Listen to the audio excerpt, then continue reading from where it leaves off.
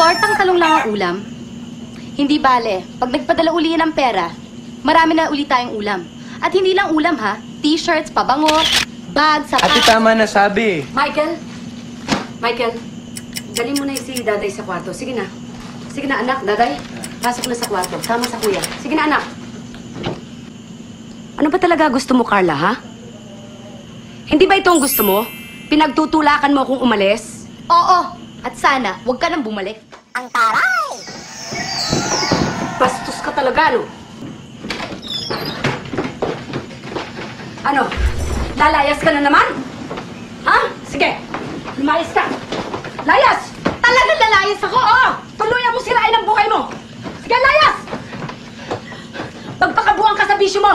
Magpakasawa ka sa mga Oo, gagawin ko talaga Sige, yan! lumayas ka! Alam mo, nagpapasalamat ako sa Diyos at hindi isinilang ng dalawang bata na galing sa isang babae na irresponsable at makasarili tulad mo! Kung magkakaanak man ako, sisiguraduhin kong magkasama kami sa hirap at ginawa. Hindi ko siya pagpapalit dahil lang sa pera! Amo? Ay, nanay! Paano mo tama? Wala kang utang na loob! Wala ka! Ikaw ang sumira ng buhay mo! Ikaw ang sumira ng buhay mo! Ang kapal na mukha mo! Kung ayaw mo sa akin, ayaw ko rin sa'yo!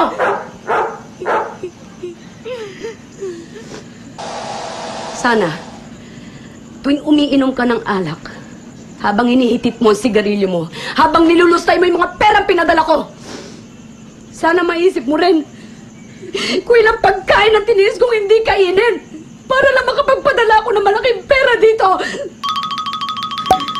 Sana, habang nakahiga ka dyan sa kutsyon mo, natutulog, maisip mo rin kung ilang taong kong tiniis ang matulog mag-isa habang nangungulila ako sa yakap ng mga mahal ko. Sana maisip mo kahit konti kung gaano kasakit sa akin na mag-alaga ng mga batang hindi ko kaano-ano. Samantalang kayo mga anak ko, hindi ko man lang kayo maalagaan. Alam mo ba kung gaano kasakit yun sa isang ina? Alam mo ba kung gaano kasakit yun?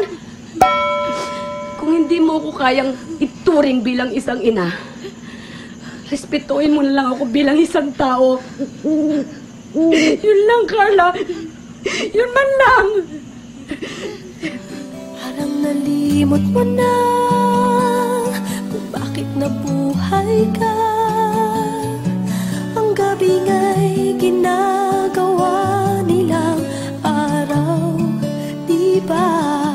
Kahit anong hirap